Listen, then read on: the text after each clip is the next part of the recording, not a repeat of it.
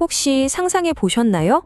가장 절망적인 상황, 모든 걸 잃어버린 유배지에서 시대를 뛰어넘는 위대한 리더십 교과서가 탄생했다는 거요. 오늘 우리가 함께 들여다볼 이야기는 바로 한 천재학자가 가장 깊은 어둠 속에서 오직 마음으로 써내려간 칙에 대한 이야기입니다. 자, 그럼 질문 하나 드려볼게요. 여러분, 혹시 조선의 레오나르도 다빈치라고 불리는 인물 들어보셨나요? 오늘 이야기의 주인공에게 붙은 별명인데요. 바로 이 별명에서부터 모든 이야기가 시작됩니다. 이게 절대 그냥 붙은 별명이 아니거든요. 한번 보세요. 우리가 잘 아는 수험 화성을 지을 때 쓰인 거중기를 설계한 발명가였고요. 동시에 깊이 있는 철학자이자 학자였습니다. 그런데 여기서 끝이 아니에요. 시와 음악에도 조예가 깊었고 심지어 의학 서적을 집필하고 언어학에 요리까지. 와, 정말 한 사람이 이 모든 걸 해냈다는 게 믿기시나요? 그야말로 모든 분야를 넘나들었던 진짜 르네상스인이었던 거죠. 네, 맞습니다. 바로 다산 정약용 선생입니다. 조선 후기를 대표하는 한국 역사상 가장 중요한 인물 중 한 명으로 꼽히는 분이죠. 근데 이분의 천재성은요, 조선이라는 나라 안에만 머물지 않았습니다. 2012년에 유네스코에서 이분을 세계 문화인물로 선정했는데 이게 정말 대단한 게 루소나 헤세 같은 서양의 거장들과 어깨를 나란히 한 거거든요. 동양인으로서는 거의 최초라고 할 정도니까 그의 사상이 얼마나 세계적인 수준이었는지 공식적으로 인정받은 셈이죠. 하지만 이렇게 위대한 천재의 삶이 마냥 순탄하게만 했을까요? 아니었습니다. 그의 인생을 완전히 뒤바꿔버린 비극적인 사건이 있었죠. 그리고 아이러니하게도 바로 그 시련 속에서 그의 가장 위대한 저작이 탄생하게 됩니다. 이걸 보면 그의 운명이 정말 한순간에 뒤바뀌었다는 게 느껴져요. 한때는 개혁군주였던 정조의 절대적인 신임을 받던 그야말로 최고의 엘리트였잖아요. 그런데 정조가 갑자기 세상을 떠나자마자 모든 게 끝납니다. 정치적인 보호막이 사라지고 결국 가문이 천주교와 관련이 있다는 이유로 신유박해 휘말려서 저 멀리 머나먼 유배길에 오르게 된 거죠. 무려 18명입니다. 18명. 심지어 그의 형이었던 정약종은 신앙을 지키다 목숨을 잃었고요. 정약용 본인은 이 기나긴 시간 동안 정말 끝이 보이지 않는 절망과 고독 속에서 귀양살이를 해야만 했습니다. 바로 이 시간, 아무런 권력도 희망도 보이지 않던 이 칠흑 같은 유배지에서 그의 인생 역작이 쓰여지기 시작합니다.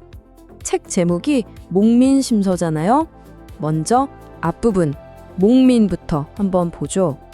글자 그대로는 백성을 기른다는 뜻인데 단순히 다스린다는 걸 넘어서요. 백성을 보살피고 이끌고 책임진다는 아주 깊은 의미가 담겨 있는 거죠. 그리고 뒷부분 심서. 이 단어에 정말 가슴 아픈 의미가 담겨 있습니다. 바로 마음으로 쓴 책이라는 뜻이거든요. 정약용 선생이 직접 이렇게 말했습니다. 나는 지금 유배온 죄인이다. 백성을 다스리고 싶은 마음은 간절하지만 나에겐 그럴 힘도 권한도 없다. 그러니 오직 마음으로만 다스릴 수밖에. 그래서 심서라고 이름 붙였다. 와, 이 말에 모든 게 담겨 있죠.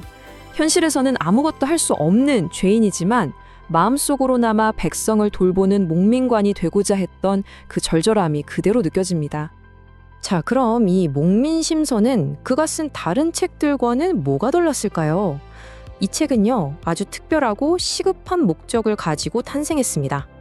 정약용은 원래 경세요표라고 해서 국가 시스템 전체를 뜯어고치는 아주 거대한 청사진을 그리고 있었어요. 또 흠흠신서를 통해서는 사법제도를 바로잡으려고 했죠. 그런데 목민심서는 성격이 좀 다릅니다. 이건 당장 썩어 문드러진 지방관리들의 부패를 막고 백성들의 피눈물을 닦아주기 위한 말하자면 응급처방전 같은 거였어요. 아주 실용적이고 당장 써먹을 수 있는 매뉴얼이었던 거죠. 그렇다면 이 응급처방전에는 어떤 구체적인 내용들이 담겨 있었을까요? 그의 조언은요, 놀랄 만큼 현실적이고 또 인간적이었습니다.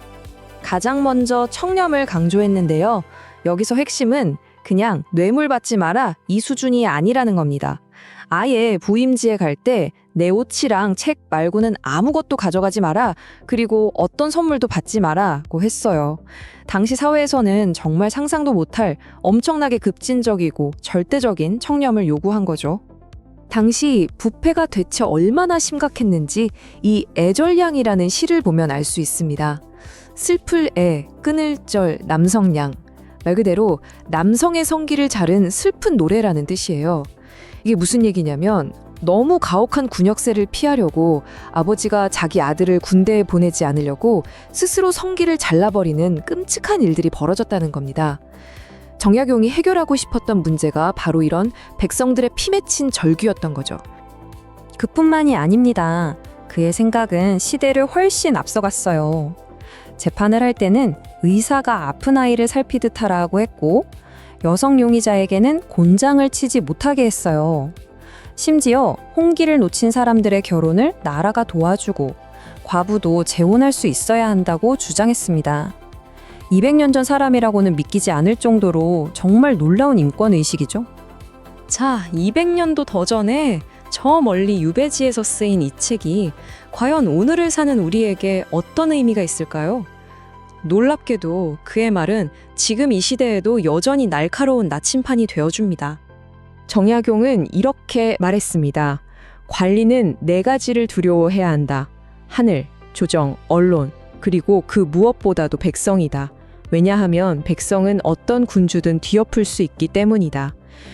정말 강력한 메시지죠. 모든 권력은 국민에게서 나오고 리더는 그 국민의 심판을 가장 두려워하며 봉사해야 한다는 것. 그의 핵심 철학이 이 한 문장에 다 담겨 있습니다. 이렇게 복잡하고 어려운 문제들로 가득한 세상입니다. 과연 오늘날의 리더들은 한 죄인이 절망 속에서 오직 마음으로써 내려간 이 책에서 무엇을 배울 수 있을까요?